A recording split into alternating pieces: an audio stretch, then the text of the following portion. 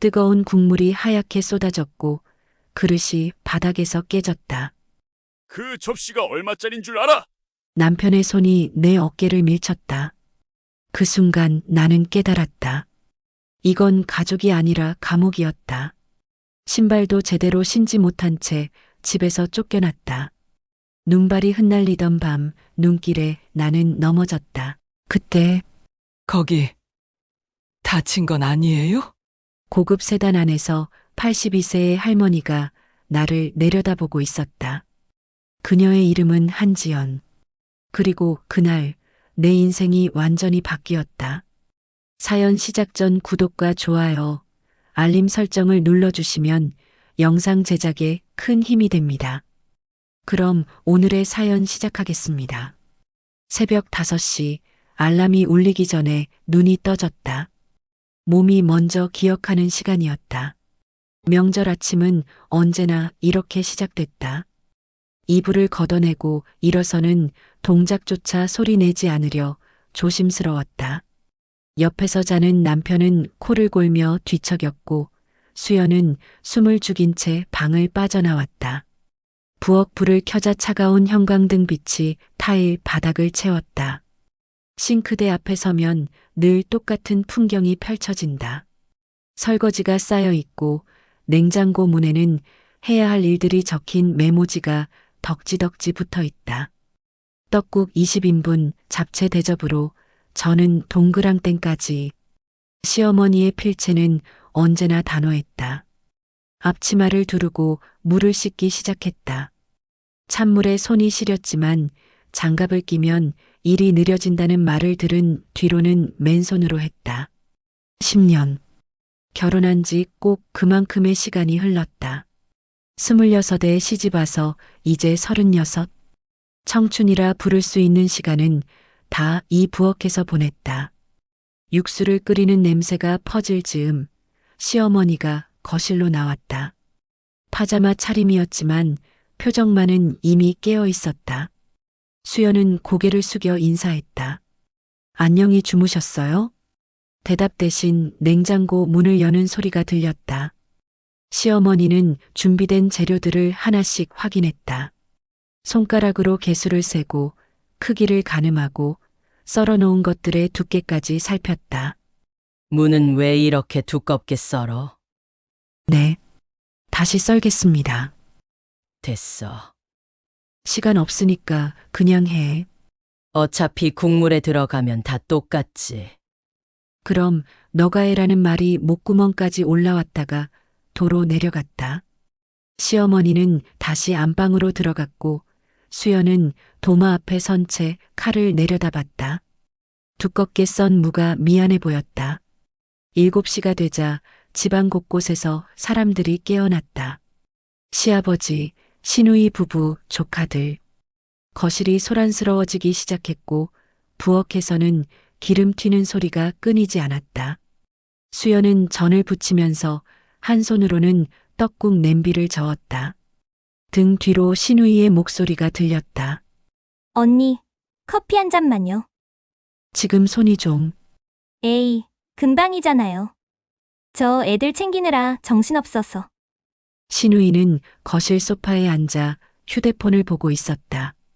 조카들은 TV 앞에서 만화를 보며 과자를 먹고 있었다. 수연은 불을 약하게 줄이고 커피를 내렸다. 컵을 들고 거실로 나가려는데 시어머니가 부엌으로 들어왔다. 지금 뭐 해? 커피 좀 타려고요. 전 다 부쳤어. 아직이요. 그럼 그것부터 하지. 왜 커피를 먼저 타? 컵을 다시 싱크대에 내려놓았다. 시누이는 고개도 돌리지 않았다. 수연은 다시 전을 부치기 시작했다. 기름이 튀어 손등에 닿았지만 소리 내지 않았다. 아프다는 말도 삼켰다. 9시 드디어 상을 차릴 시간이 됐다. 큰 식탁에 음식을 하나씩 올렸다. 떡국, 잡채, 각종 전, 나물, 갈비찜. 20인분이 넘는 음식이 빼곡하게 놓였다. 가족들이 하나둘 자리에 앉았다. 수연은 제일 마지막에 구석 자리에 앉았다. 수고했어. 시아버지의 짧은 한마디가 전부였다. 고맙다는 말은 없었다. 당연하다는 듯 수저를 들었고 다른 사람들도 따라 먹기 시작했다. 수연은 밥을 뜨려는데 시어머니가 그릇을 밀며 말했다. 국물 더 떠와, 이거 싱거워. 네. 자리에서 일어나 부엌으로 갔다. 냄비 뚜껑을 열고 국물을 더 떠서 돌아왔다. 그릇을 내려놓는 순간이었다. 조카 하나가 뛰어오다 수연의 팔을 쳤다. 뜨거운 국물이 손등으로 그리고 한복 저고리 위로 쏟아졌다. 으악! 비명이 터져 나왔다. 뜨거움에 그릇을 놓치고 말았고 사기 그릇이 바닥에 떨어져 산산조각 났다. 국물이 사방으로 튀었다. 온 집안이 조용해졌다. 이게 무슨 짓이야? 남편의 목소리가 귀를 찢었다. 그는 자리에서 벌떡 일어나 수연의 팔을 거칠게 잡았다. 수연은 비틀거렸다. 화상을 입은 손이 떨렸지만 그보다 남편의 눈빛이 더 무서웠다. 명절 아침부터 이게 뭐야? 정신이 있어, 없어? 미안해요. 아이가 갑자기 변명하지 마! 남편의 손이 수연의 어깨를 밀쳤다. 수연은 뒤로 휘청였고 등이 찬장에 부딪혔다. 둔탁한 소리와 함께 통증이 퍼졌다. 눈물이 핑 돌았지만 참았다.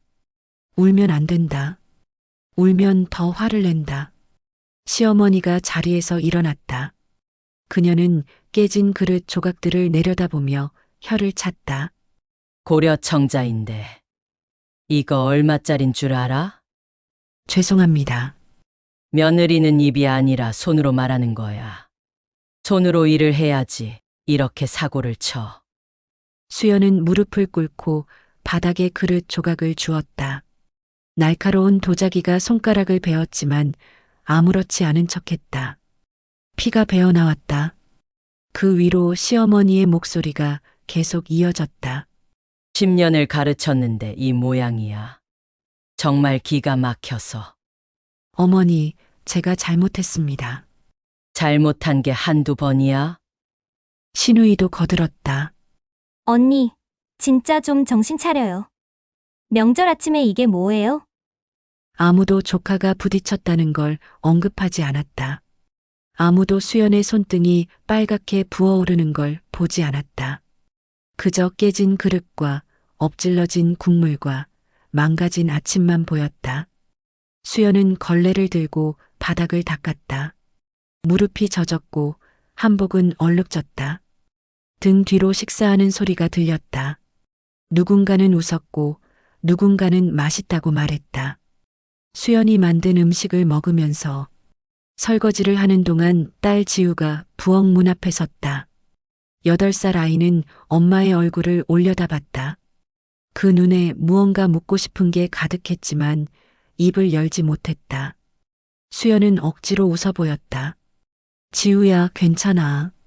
엄마 괜찮아. 하지만 아이는 고개를 저었다. 작은 손으로 엄마의 손을 만졌다. 부은 손등을, 베인 손가락을, 떨리는 손목을. 오후가 되자 친척들이 하나둘 떠났다. 수연은 또다시 설거지를 했다. 산더미 같은 그릇들, 기름때, 얼룩, 끝나지 않을 것 같은 일들. 손이 퉁퉁 부었지만 멈출 수 없었다. 수연아. 시어머니가 부엌으로 들어왔다. 수연은 재빨리 고개를 숙였다. 네, 어머니. 오늘 일. 내가 참 실망했어. 죄송합니다. 미안하다는 말만 하지 말고 정말 정신 좀 차려. 이 집 며느리로서 채통이 있어야지. 시어머니는 그렇게 말하고 나갔다. 수연은 싱크대를 붙잡고 섰다. 물이 흐르는 소리만 들렸다. 가슴이 답답했다. 숨이 막혔다. 저녁이 되자 남편이 방으로 들어왔다. 수연은 침대 모서리에 앉아 있었다. 남편은 넥타이를 풀며 말했다. 오늘 왜 그랬어? 조카가 부딪혀서 그러니까 조심했어야지. 왜 멍하니 서 있어? 미안해. 미안하다고 다야. 우리 엄마가 얼마나 속상해 하시는데. 수연은 대답하지 못했다. 남편은 한숨을 쉬며 옷을 갈아입었다. 너 요즘 이상해. 맨날 멍하니 있고 말도 없고. 그런 건 아니야. 아니긴 뭐가 아니야. 보면 알지. 남편은 그대로 방을 나갔다. 문이 닫히는 소리가 유난히 크게 들렸다. 수연은 그제야 눈물을 흘렸다. 소리 없이 천천히 눈물이 볼을 타고 흘러 턱끝에서 떨어졌다. 무릎 위에 떨어진 눈물이 한복 자락을 적셨다. 밤 10시 거실에서 시댁 식구들의 목소리가 들렸다. 수연은 귀를 막고 싶었지만 소리는 스며들었다. 수연이가 요즘 왜 저래? 원래 좀 굼떴잖아요. 그래도 이 정도일 줄은. 엄마, 제발 들으세요. 언니, 좀 교육시키셔야 돼요. 수연은 이불을 뒤집어 썼다. 귀를 막았다. 하지만 목소리는 계속 들렸다. 10년 동안 들어온 말들. 부족하다는 말, 모자라다는 말, 며느리답지 않다는 말. 자정이 넘어 남편이 돌아왔다. 술 냄새가 났다. 그는 수연을 흔들어 깨웠다. 야, 일어나. 응, 엄마가 화장실 휴지 없다는데 갖다 드려. 지금. 그럼 언제? 빨리 안 가? 수연은 비틀거리며 일어났다. 복도를 지나 화장실 앞에 휴지를 놓았다. 시어머니의 방에서 불이 새어나왔다. TV 소리가 들렸다. 드라마를 보고 계신 것 같았다. 수연은 다시 방으로 돌아왔다. 남편은 이미 코를 골고 있었다. 침대 옆 탁자 위에 놓인 시계를 봤다. 새벽 1시. 내일 아침도 5시에 일어나야 한다. 눈을 감았다. 하지만 잠이 오지 않았다. 가슴이 두근거렸다. 아니, 두근거린다기보다 쿵쿵 소리를 냈다. 마치 누군가 안에서 문을 두드리는 것 같았다. 나가고 싶다는 듯이. 수연은 조용히 일어나 창문 쪽으로 갔다. 커튼을 걷어내자 밤하늘이 보였다. 별은 없었다. 도시의 불빛이 너무 밝아서 별은 보이지 않았다. 그저 검은 하늘과 희미한 달만 있을 뿐이었다. 엄마, 뒤에서 지우의 목소리가 들렸다. 딸아이가 문 앞에 서 있었다. 작은 손에 인형을 꼭 쥐고. 왜 앉아? 엄마가 안 자잖아. 수연은 아이를 안아 올렸다. 가벼운 몸, 따뜻한 체온. 엄마 냄새를 맡으며 아이는 속삭였다. 엄마, 우리 어디 갈까? 어디? 멀리? 아주 멀리? 수연은 대답하지 못했다. 아이를 안은 채 창밖을 바라봤다. 저 멀리 보이지 않는 곳. 수연이 한 번도 가보지 못한 곳. 그곳에 무엇이 있을까? 그날 밤 수연은 결심했다. 정확히 언제 어떻게 할지는 몰랐다. 하지만 더는 이곳에 있을 수 없다는 것만은 분명했다. 부서진 그릇처럼 자신도 이미 깨져 있었다. 그리고 깨진 그릇은 아무리 붙여도 금이 간다는 걸 수연은 너무 잘 알고 있었다. 명절 다음 날 아침 수연은 가방을 쌌다. 정확히는 가방이라 부르기도 민망한 마트에서 받은 에코백 2개였다. 옷 몇 벌, 지우의 교과서, 통장 하나. 그게 전부였다. 10년을 살았지만 가져갈 수 있는 건 이것뿐이었다. 새벽 5시, 늘 하던 대로 일어났다. 하지만 이번엔 부엌으로 가지 않았다. 지우의 방으로 가서 아이를 깨웠다. 아이는 눈을 비비며 물었다. 엄마, 학교 가? 응.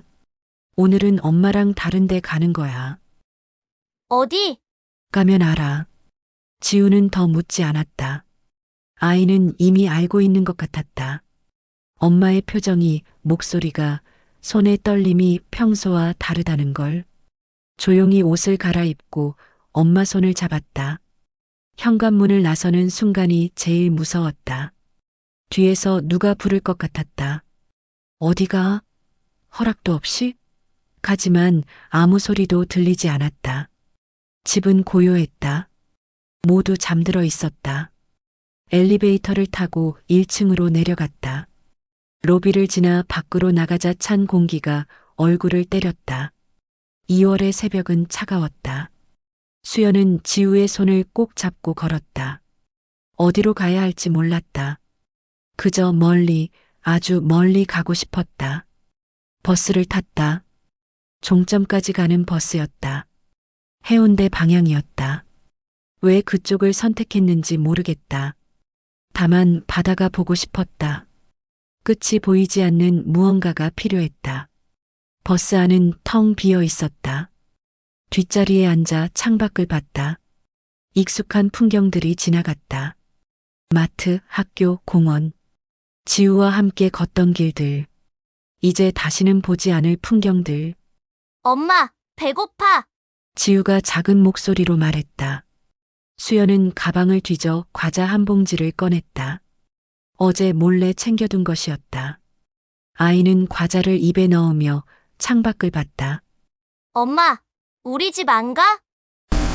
응, 아빠는? 아빠는 나중에 만날 수 있을 거야. 지우는 고개를 끄덕였다. 더 묻지 않았다. 8살 아이가 이해할 수 없는 것들을 이해하려 애쓰는 것 같았다. 수연은 아이의 머리를 쓰다듬었다. 미안하다는 말이 목구멍에 맴돌았지만 꺼내지 못했다. 해운대에 도착한 건 아침 7시였다. 버스에서 내리자 바다 냄새가 났다. 짠 공기, 갈매기 소리, 파도 소리. 수연은 그 소리들에 이끌려 바닷가 쪽으로 걸었다. 모래사장은 텅 비어 있었고 겨울 바다를 찾는 사람은 없었다. 수연은 파라솔 그늘에 앉았다. 정확히는 주저앉았다. 다리에 힘이 풀렸다. 갑자기 모든 게 무너져 내리는 것 같았다. 지우는 엄마 옆에 앉아 파도를 바라봤다. 바람이 차가웠다. 수연은 코트를 벗어 아이에게 덮어줬다. 자신은 얇은 니트 하나만 걸친 채였다. 추웠지만 괜찮았다. 추위가 오히려 정신을 붙들어주는 것 같았다. 휴대폰이 울렸다. 남편이었다. 수연은 전화를 받지 않았다. 연달아 5통의 전화가 왔다. 시어머니, 시누이, 다시 남편. 수연은 전화기를 가방 깊숙이 넣었다. 소리가 멀어졌다. 엄마, 춥지? 괜찮아. 엄마, 떨어. 지우가 코트 한쪽을 엄마에게 덮어줬다. 작은 코트가 두 사람을 다 감쌀 수는 없었지만 그 마음이 따뜻했다. 수연은 아이를 안았다. 눈물이 났다. 참으려 했지만 멈출 수 없었다. 엄마, 울어? 아니야. 바람 때문에 그래. 거짓말. 지우는 엄마의 눈물을 닦아줬다. 작은 손으로. 서툴게. 하지만 그 어떤 위로보다 따뜻했다. 시간이 얼마나 흘렀을까. 해가 중천에 떴다. 사람들이 하나둘 나타나기 시작했다. 조깅하는 사람, 산책하는 사람, 사진 찍는 사람. 모두 자신의 시간을 살고 있었다. 수연만 멈춰 있는 것 같았다. 배가 고팠다. 지우도 배가 고플 것이다. 수연은 일어나려 했지만 다리가 저렸다. 비틀거렸다. 그때였다. 거기 다친 건 아니에요? 낯선 목소리였다. 수연은 고개를 들었다. 한 여자가 서 있었다. 나이는 60대 정도로 보였다. 단정한 코트를 입고 회색 머리를 단정하게 묶었다. 그 눈빛이 예사롭지 않았다. 날카로우면서도 따뜻했다. 네, 괜찮습니다. 괜찮아 보이진 않는데요. 여자는 수연 옆에 쪼그리고 앉았다. 지우를 보더니 부드럽게 미소 지었다.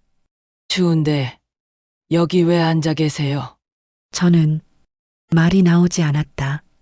무엇부터 설명해야 할까? 집을 나왔다고? 갈 곳이 없다고? 모든 게 무너졌다고? 수연은 입술을 깨물었다. 여자는 더 묻지 않았다. 대신 가방에서 핫팩 2개를 꺼내 건넸다. 일단 이거라도 쓰세요. 얼어 죽겠어요. 감사합니다. 저기 제 차가 있어요. 따뜻한 거 마시러 갈래요? 수연은 망설였다. 낯선 사람을 따라가는 건 위험했다. 하지만 여자의 눈빛에는 악의가 없었다. 오히려 깊은 이해 같은 게 있었다. 괜찮습니다. 패 끼칠 수 없어요. 배 끼치는 게 아니에요. 제가 필요해서 그래요. 네. 예전에 나를 보는 것 같아서요. 여자는 일어서며 손을 내밀었다. 수연은 그 손을 잡았다. 따뜻했다. 오랜만에 느끼는 온기였다. 주차장에 검은 세단이 서 있었다. 여자는 뒷문을 열어줬다. 지우가 먼저 올라타고 수연이 그 뒤를 따랐다. 차 안은 따뜻했다. 히터가 켜져 있었다. 저는 한지연이에요. 이름이 뭐예요? 이수연입니다. 수연 씨. 어디 가고 싶은 데 있어요? 저는 잘 모르겠습니다. 그럼 일단 제 집으로 가요. 따뜻한 거 먹고 생각하세요. 차가 출발했다. 창밖으로 바다가 멀어졌다. 수연은 뒤를 돌아봤다. 자신이 앉아있던 자리가 점점 작아졌다. 파라솔, 모래, 파도, 모든 게 작아지고 흐려졌다. 지우는 어느새 잠들었다. 피곤했을 것이다. 아이의 얼굴을 보니 눈물이 또 났다. 미안했다. 이런 엄마를 만나서, 이런 삶을 살게 해서. 괜찮아요. 울어도 돼요. 한지연의 목소리가 들렸다. 백미러로 수연을 보고 있었다.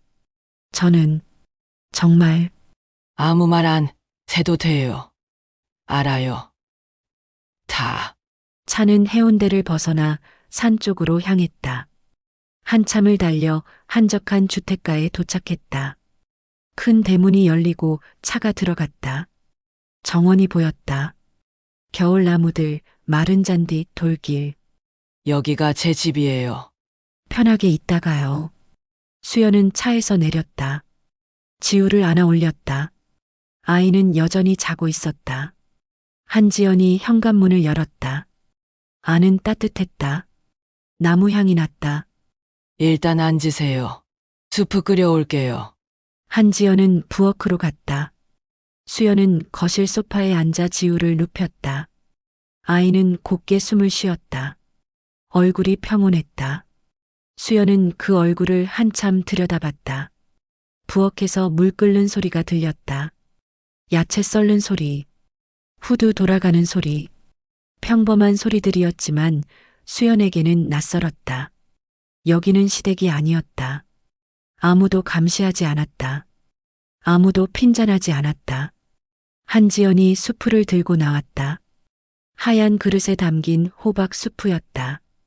김이 모락모락 올라왔다. 드세요. 천천히.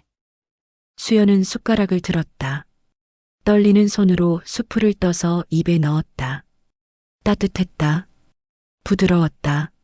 목구멍을 타고 내려가는 온기가 온몸에 퍼졌다.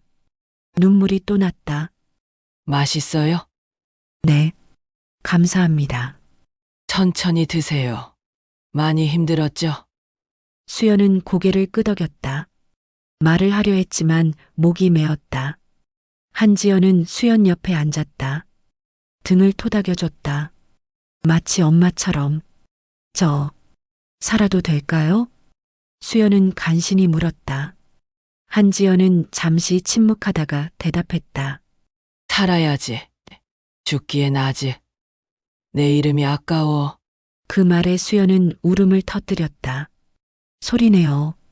처음으로 10년 동안 참았던 울음이 쏟아졌다. 한지연은 그저 옆에 앉아 기다려줬다. 아무 말 없이. 그 침묵이 위로였다. 한지연의 별장에서 일주일이 흘렀다. 수연은 매일 아침 6시에 눈을 떴다. 몸이 기억하는 시간이었다. 하지만 더는 부엌으로 달려가지 않았다. 대신 창문을 열고 정원을 내다봤다. 동백나무에 빨간 꽃이 피어 있었다. 지우는 학교에 가지 않았다. 한지연이 당분간 쉬는 게 좋겠다고 했다. 아이는 별장 곳곳을 탐험하며 시간을 보냈다. 서재에서 그림책을 읽고 정원에서 돌멩이를 주었다. 표정이 조금씩 밝아졌다. 수연은 무엇을 해야 할지 몰랐다. 한지연은 쉬라고만 했다. 하지만 가만히 있는 게 오히려 불안했다. 10년 동안 쉬지 않고 움직였던 몸은 정지하는 법을 잊은 것 같았다. 수연 씨, 오늘 저랑 시내 좀 나갈래요? 한지연이 아침 식사 후 물었다. 수연은 고개를 들었다. 저도 가도 될까요? 당연하죠. 같이 가요. 차를 타고 시내로 나갔다. 한지연은 한 오피스텔 앞에서 차를 세웠다. 20층짜리 건물이었다. 로비는 깔끔했다. 대리석 바닥 현대식 조명, 경비원의 공손한 인사. 엘리베이터를 타고 15층에 내렸다. 복도 끝에 사무실 문을 열자 넓은 공간이 나타났다. 책상 2개, 서류 캐비닛, 창밖으로 보이는 도심 풍경. 한지연은 가방을 내려놓으며 말했다. 여기가 제 작업실이에요. 요즘은 자주 안 오지만 무슨 일을 하시는데요? 했었죠. 과거형이에요. 부동산 컨설팅 회사를 운영했어요. 지금은 은퇴했고 한지연은 커피를 내리며 계속 말했다. 30년 전에 시작했어요. 남편한테 맞고 집 나왔을 때. 당신이랑 비슷했죠. 수연은 놀라 한지연을 봤다. 한지연은 담담하게 웃었다. 놀랐어요? 저도 그랬어요. 살고 싶어서 도망쳤죠. 그래서 저를 그래서 못 지나쳤어요. 바닷가에 앉아있는 당신 보는데 30년 전 내가 보이더라고요. 한지연은 커피잔을 건네며 책상에 앉았다. 수연도 따라 앉았다. 사람은 가진 돈이 아니라 스스로를 존중하는 법으로 평가받아요. 존중이요? 네, 남들이 날 어떻게 대하든 내가 나를 어떻게 보느냐가 중요해요. 수연은 커피를 마셨다. 쓰면서도 고소한 맛이 입안에 퍼졌다. 한지연은 서류 하나를 꺼냈다. 이거 봐요. 작년에 진행했던 프로젝트예요. 여성 창업 지원 사업. 수연은 서류를 받아들었다. 사업 계획서였다. 목표, 예산, 일정, 기대 효과.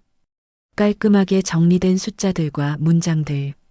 수연은 한 장 한 장 넘겼다. 제가 이런 거 할 수 있을까요? 왜 못해요? 저는 공부도 별로 못했고 공부랑 일은 달라요. 당신 결혼 전에 뭐 했어요? 웨딩 플래너 잠깐 했었어요. 한지연의 눈빛이 달라졌다. 그럼 되죠. 사람 만나고 일정 짜고 예산 맞추는 거 다 해봤잖아요. 그래도 그래도가 아니라 그러니까예요. 수연 씨는 전문가였어요. 다만 잠시 멈췄을 뿐이죠. 수연은 서류를 다시 봤다. 글자들이 다르게 보였다. 어렵게만 느껴졌던 단어들이 조금씩 이해되기 시작했다. 다음 날부터 한지연은 수연에게 일을 가르쳤다. 회계 보는 법, 계약서 읽는 법, 이메일 쓰는 법. 하나씩 천천히. 수연은 노트에 받아 적었다. 손이 아팠지만 멈추지 않았다. 너무 열심히 하지 마요. 천천히 해도 돼요. 아니에요. 하고 싶어요. 왜요? 제가 쓸모 있는 사람 같아서요. 한지연은 수연의 어깨를 토닥였다. 말없이 그 손길이 따뜻했다. 2주가 지났다. 수연은 작은 과제를 받았다. 지역 카페 3곳을 방문해서 창업자를 인터뷰하고 간단한 보고서를 쓰는 것. 수연은 긴장했다. 사람을 만나는 게 오랜만이었다. 첫 번째 카페, 40대 여자가 운영하는 곳이었다. 수연은 떨리는 손으로 노트를 펼쳤다. 안녕하세요. 인터뷰 부탁드립니다. 편하게 앉으세요. 커피 드릴게요. 인터뷰는 생각보다 자연스러웠다. 창업 계기, 어려웠던 점, 보람 있었던 순간. 여자는 솔직하게 답했다. 수연은 열심히 받아 적었다. 손이 저렸지만 멈추지 않았다. 세 곳을 다 돌고 집으로 돌아왔다. 밤늦게까지 보고서를 썼다. 지우고 다시 쓰고 문장을 고치고 맞춤법을 확인했다. 새벽 2시가 되어서야 완성했다. 다음 날 아침 한지연에게 보고서를 건넸다. 한지연은 천천히 읽었다. 1장, 2장. 수연은 숨을 죽였다. 이거 정말 잘 썼어요. 정말요? 네. 특히 이 부분. 창업자의 감정선을 잘 잡았어요. 한지연은 한 문단을 가리켰다. 수연이 제일 고민하며 쓴 부분이었다. 이 감각. 잃지 말아요. 당신은 단순한 피해자가 아니야. 잠시 멈춘 전문가예요. 수연은 눈물이 날 것 같았다. 참았다. 대신 고개를 끄덕였다. 감사합니다. 고마워할 건 없어요. 당신이 한 거예요. 그날 밤 수연은 거울을 봤다. 오랜만이었다. 시댁에서는 거울 볼 시간이 없었다. 늘 급하게 머리를 묶고 화장도 안 하고 그저 하루를 버텼다. 거울 속 얼굴이 낯설었다. 야윈 볼, 다크서클, 갈라진 입술. 하지만 눈빛은 달랐다. 예전처럼 죽어있지 않았다. 뭔가 살아나는 것 같았다. 엄마, 예뻐. 뒤에서 지우가 말했다. 수연은 돌아봤다. 그래. 응. 요즘 엄마 웃어. 수연은 아이를 안았다. 지우의 말이 맞았다. 자신도 모르게 웃고 있었다. 언제부터였을까? 거울을 보니 입꼬리가 살짝 올라가 있었다. 한 달이 지났다. 한지연은 수연에게 새 과제를 줬다. 프로젝트 제안서를 써보세요. 주제는 자유예요. 무슨 주제든요? 당신이 하고 싶은 거요. 수연은 며칠을 고민했다. 무엇을 쓸까? 무엇을 하고 싶을까? 그러다 문득 떠올랐다. 자신처럼 집을 나온 여자들, 갈 곳 없는 사람들, 도움이 필요한 사람들. 일주일 동안 제안서를 썼다. 여성 자립 지원 프로그램, 쉼터, 직업 교육, 법률 상담. 수연이 필요했던 것들, 지금도 누군가 필요할 것들을 모두 담았다. 한지연은 제안서를 읽고 한참을 말이 없었다. 수연은 불안했다. 잘못 쓴 걸까? 너무 이상적인 걸까? 수연 씨, 네, 이거 정말 하고 싶어요? 네. 하고 싶어요. 한지연은 제안서를 덮으며 미소 지었다. 그럼 합시다 같이. 예. 제가 투자할게요. 당신이 운영하는 거예요. 수연은 믿을 수 없었다. 손이 떨렸다. 한지연은 수연의 손을 잡았다. 무서워요? 네. 무서워요. 괜찮아요. 무서운 게 정상이에요. 그래도 할 거죠. 수연은 고개를 끄덕였다. 눈물이 났다. 이번엔 슬픔이 아니었다. 뭔가 다른 감정이었다. 희망 같은 것. 나는 다시 일어날 거예요. 이번엔 내 이름으로. 수연은 처음으로 자신의 목소리로 말했다. 떨리지 않는 목소리로. 한지연은 웃었다. 그래요. 이수연이라는 이름으로. 그날 밤 수연은 노트에 썼다. 이수연의 계획. 첫 페이지에 또박또박. 자신의 이름을 쓰는 게 이렇게 낯설 줄 몰랐다. 10년 동안 며느리, 엄마, 아내로만 불렸다. 이제는 이수연이었다. 창밖으로 별이 보였다. 도시의 불빛 사이로 희미하게. 수연은 그 별을 한참 바라봤다. 멀지만 빛나는 것. 자신도 저렇게 될 수 있을까? 그런 생각이 들었다. 지우가 옆방에서 자고 있었다. 아이의 고른 숨소리가 들렸다. 수연은 조용히 문을 열고 들어가 이불을 덮어줬다. 아이의 얼굴이 평온했다. 지우야, 엄마가 지켜줄게. 속삭이듯 말했다. 아이는 자면서도 미소 지었다. 수연은 아이의 머리를 쓰다듬고 나왔다. 거실로 돌아와 다시 노트를 펼쳤다. 할 일이 많았다. 배울 것도 많았다. 하지만 두렵지 않았다. 아니, 두렵긴 했지만 그래도 하고 싶었다. 그게 더 중요했다. 수연은 펜을 들었다. 그리고 한 줄 한 줄 써내려갔다. 자신의 미래를, 자신의 꿈을, 이수연의 이야기를. 3개월이 지났다. 수연의 프로젝트는 한지연의 재단을 통해 실제 사업으로 승인됐다. 여성자립기금이라는 이름이 붙었다. 작지만 의미 있는 시작이었다. 사무실을 얻었다. 한지연의 오피스텔 바로 아래층 14층이었다. 책상 3개, 컴퓨터, 전화기. 그게 전부였지만 수연에게는 세상 전부 같았다. 매일 아침 출근하는 게 신기했다. 명함을 만들었다.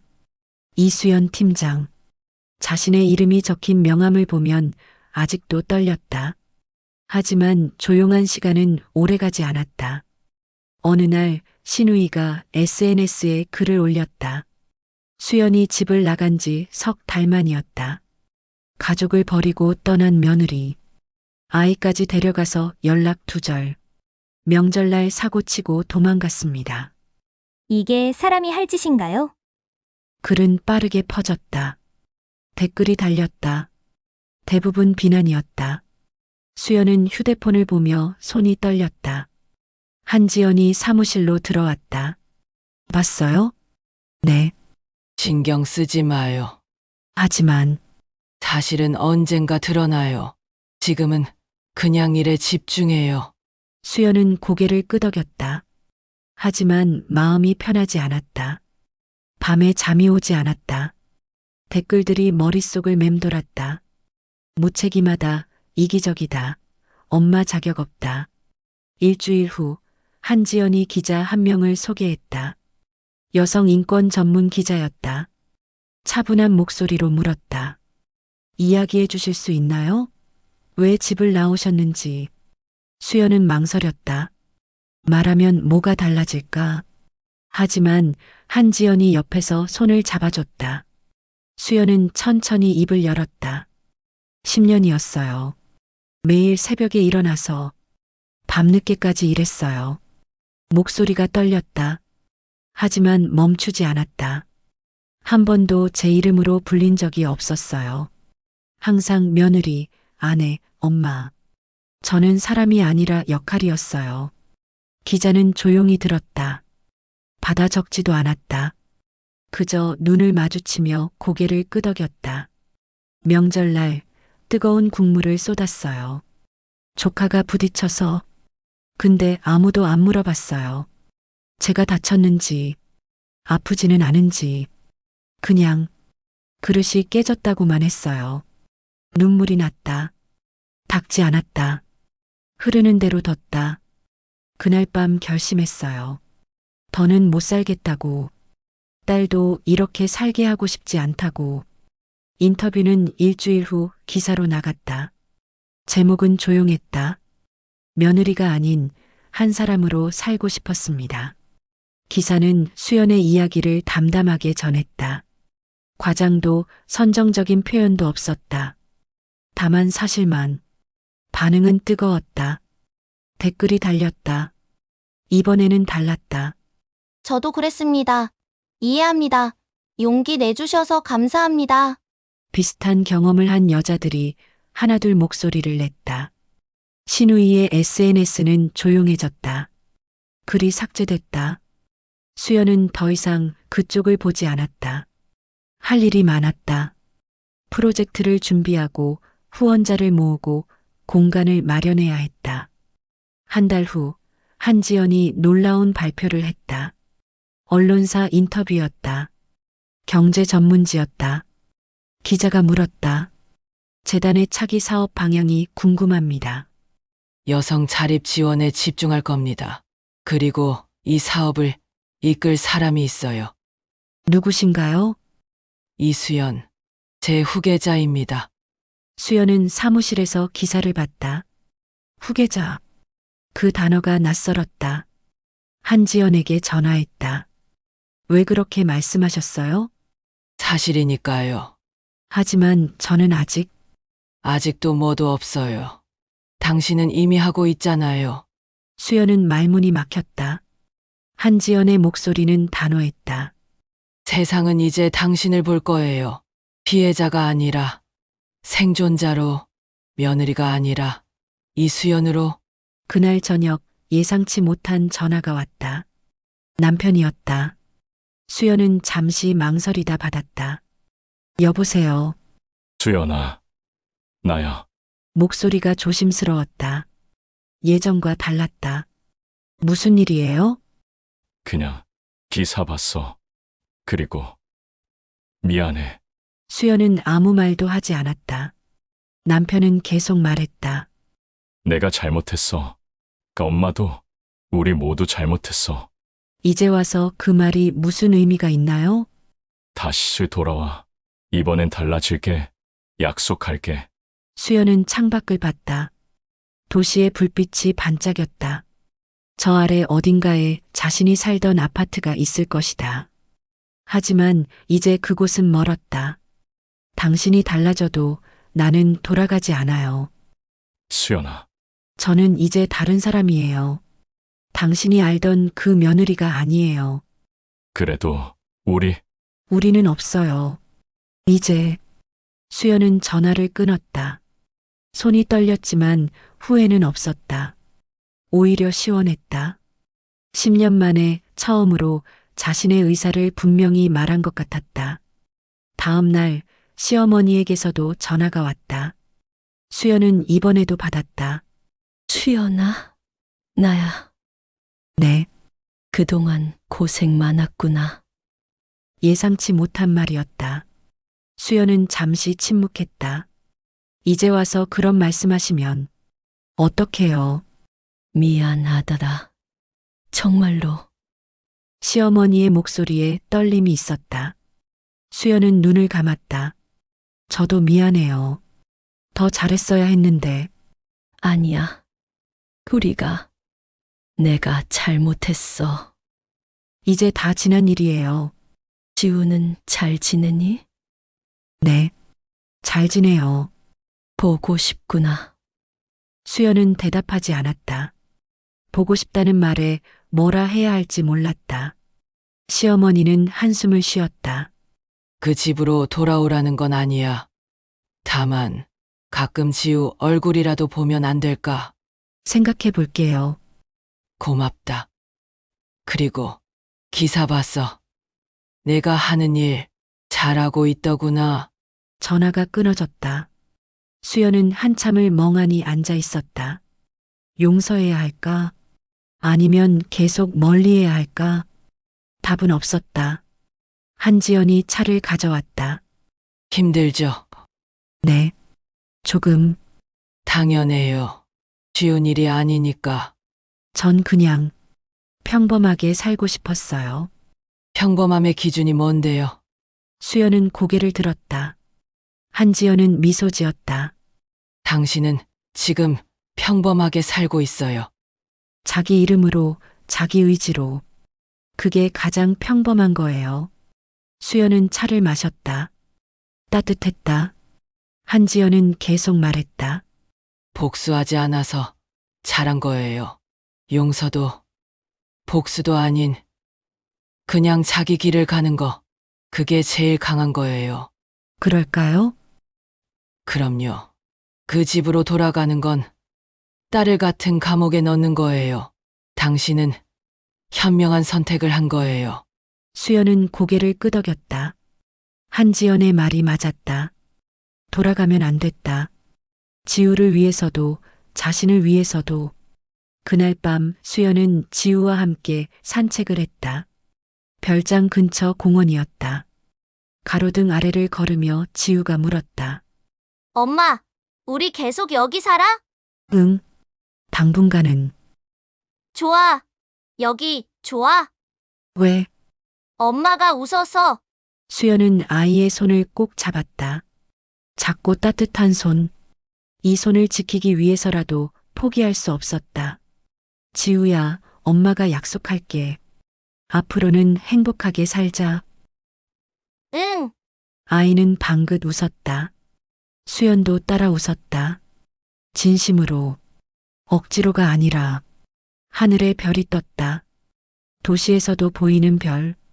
작지만 반짝이는 별. 수연은 그 별을 보며 생각했다. 자신도 저렇게 빛날 수 있을 거라고. 작아도 멀어도 분명히 빛날 수 있을 거라고. 1년이 흘렀다. 수연은 창밖을 내다봤다. 14층 사무실 창문 너머로 도시가 보였다. 1년 전 이맘때 자신은 해운대 버스 정류장에 앉아 있었다. 갈 곳도 기댈 곳도 없이 책상 위에 서류가 쌓여 있었다.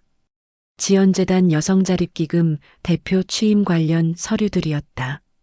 한지연이 정식으로 수연에게 대표직을 맡긴 것이다. 수연은 서류에 적힌 자신의 이름을 천천히 읽었다. 이수연. 아직도 낯설었지만 이제는 두렵지 않았다. 노크 소리가 들렸다. 직원 2명이 들어왔다. 지난 6개월 동안 함께 일한 사람들이었다. 한 명은 수연처럼 가정폭력에서 벗어난 여자였고, 다른 한 명은 경력 단절 후 재취업한 여자였다. 모두 자신의 이야기가 있었다. 대표님, 오늘 상담 예약 3건 들어왔어요. 알겠어요. 자료 준비해 주세요. 대표님. 그 호칭이 아직 익숙하지 않았다. 하지만 거부감은 없었다. 오히려 책임감이 들었다. 누군가를 도와야 한다는, 누군가의 손을 잡아줘야 한다는. 오후에 상담이 시작됐다. 첫 번째 여자는 30대 초반이었다. 아이 2을 데리고 왔다. 눈가에 멍이 있었다. 화장으로 가렸지만 수연의 눈에는 보였다. 자신도 그랬으니까. 편하게 앉으세요. 감사합니다. 여자는 조심스럽게 앉았다. 아이들은 구석에서 장난감을 가지고 놀았다. 수연은 차를 따라주며 천천히 물었다. 어떻게 저희를 알게 되셨어요? 기사 봤어요. 작년에 나온 거. 아, 그때 대표님도 비슷한 일을 겪으셨다고. 네, 그랬어요. 수연은 숨기지 않았다. 자신의 이야기를 담담하게 했다. 10년 명절, 도망치듯 나온 밤.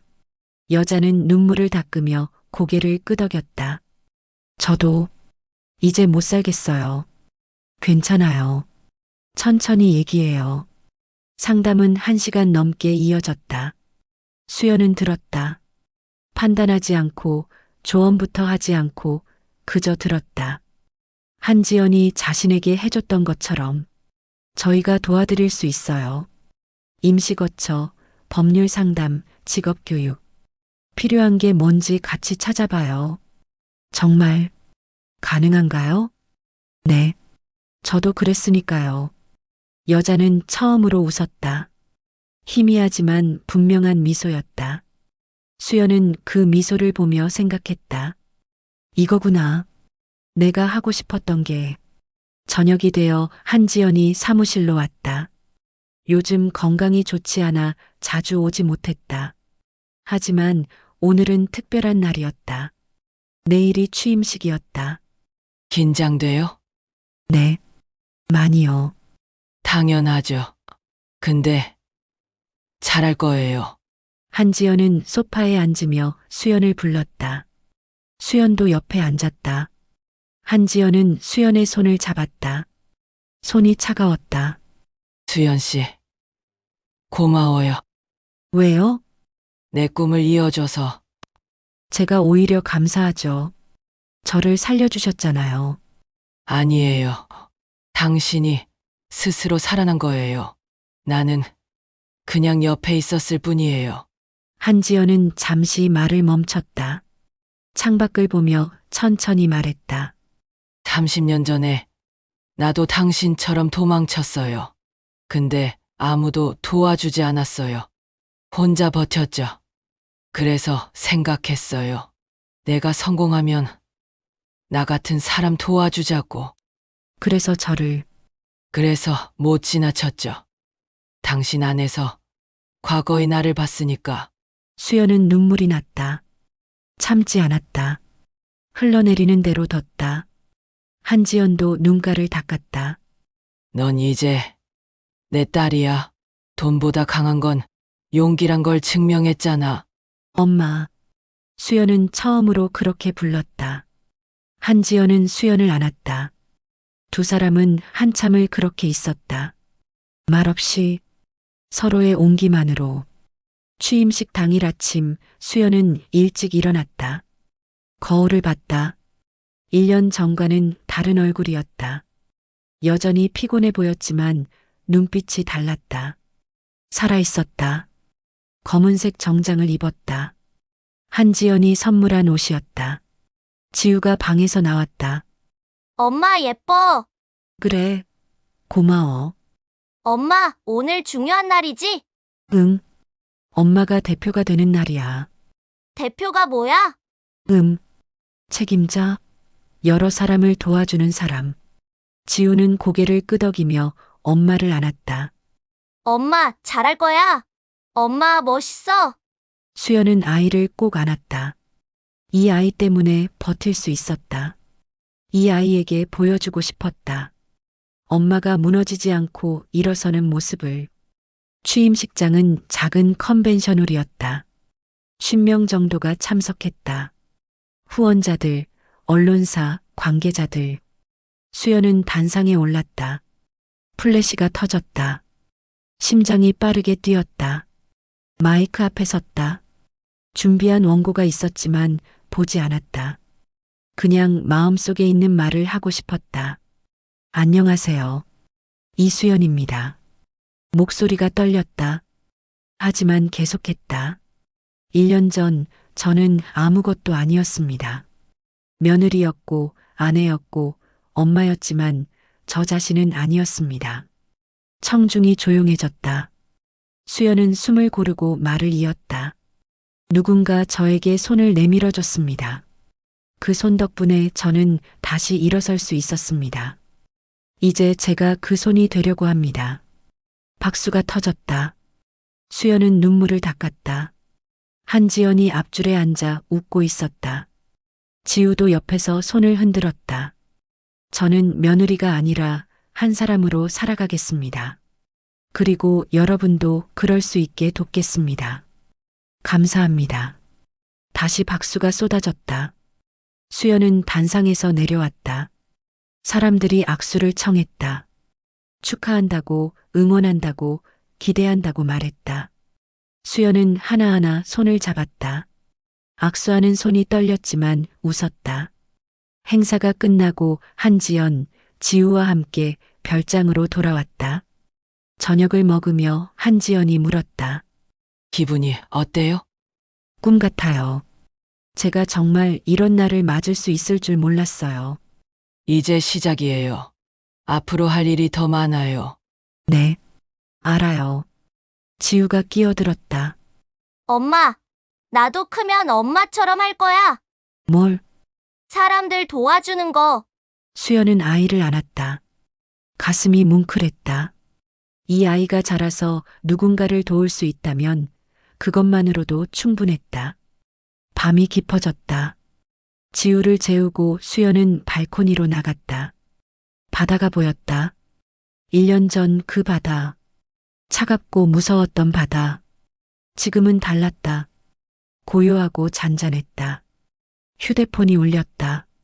모르는 번호였다. 받았다. 여보세요? 수연아, 시어머니였다. 수연은 잠시 말이 없었다. 오늘 기사 봤어. 취임식 네, 축하한다. 정말로. 감사합니다. 그리고 미안해. 진심이야. 수연은 대답하지 않았다. 용서해야 할까? 아직은 모르겠다. 하지만 미움은 없었다. 그냥 담담했다. 지우 보고 싶구나. 다음 주에 한번 뵐게요. 지우도 보고 싶어 하더라고요. 정말 고맙다. 정말 고마워. 전화가 끊어졌다. 수연은 휴대폰을 내려놓았다. 복잡한 감정이 밀려왔다. 슬픔도 분노도 아닌 뭔가 정리되는 느낌. 한지연이 옆에 왔다. 담요를 덮어주며 말했다. 괜찮아요. 네, 괜찮아요. 잘 선택했어요. 관계를 끊는 것도, 이어가는 것도 당신 선택이에요. 두 사람은 말없이 바다를 봤다. 파도 소리가 들렸다. 규칙적이고 평온한 소리. 수연 씨, 행복해요? 한지연이 물었다. 수연은 고개를 끄덕였다. 네, 행복해요. 처음으로 그럼 됐어요. 그게 전부예요. 별이 떴다. 1년 전보다 많았다. 아니, 예전에도 있었지만 보지 못했던 걸까? 수연은 별을 세었다. 하나, 둘, 셋. 셀 수 없이 많았다. 엄마, 저 별 봐요. 응. 예쁘다. 저 별처럼 저도 빛나고 있는 걸까요? 한지연은 수연을 보며 웃었다. 이미 빛나고 있어요. 모르고 있었을 뿐이죠. 수연은 그 말을 곱씹었다. 빛나고 있다. 자신이. 이수연이.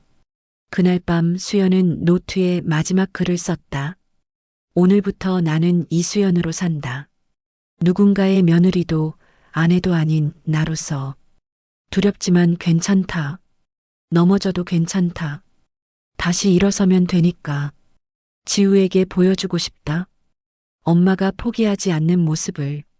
그게 내가 줄 수 있는 최고의 선물이니까. 펜을 내려놓았다. 창밖으로 밤바다가 보였다. 파도가 밀려왔다 밀려갔다. 끝없이 반복되지만 매번 다른 모습으로. 수연도 그럴 것이다. 매일 조금씩 달라지고 조금씩 성장하고 조금씩 빛날 것이다. 시댁에서 쫓겨난 그날의 눈물은 이제 별빛이 되어 자신을 비췄다. 지우의 방에서 불이 꺼졌다. 한지연도 잠자리에 들었다. 집은 고요했다. 평온했다.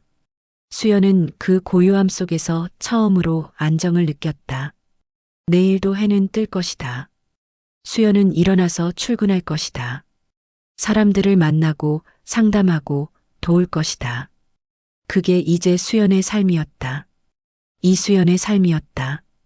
발코니 난간에 기대어 마지막으로 바다를 봤다. 어둠 속에서도 파도는 반짝였다. 달빛을 받아서. 수연도 그랬다. 어둠 속에서도 빛을 찾았다. 그리고 이제 스스로 빛이 되었다. 잘 자요, 이수연. 스스로에게 속삭였다. 자신의 이름을 부르는 게 이렇게 좋을 줄 몰랐다. 이수연. 며느리가 아닌 한 사람의 이름. 문을 닫고 방으로 돌아갔다. 침대에 누워 눈을 감았다. 내일이 기다려졌다. 처음으로 내일이 두렵지 않았다. 오히려 기대됐다. 어떤 일이 펼쳐질지, 누구를 만날지, 무엇을 할 수 있을지. 잠이 들기 전 마지막 생각이 스쳤다. 고맙다고. 한지연에게, 지우에게, 그리고 무엇보다 자신에게. 포기하지 않아서, 도망쳐서, 살아남아서. 이수연은 잠들었다. 편안한 얼굴로, 미소를 띤 채로, 내일을 꿈꾸며.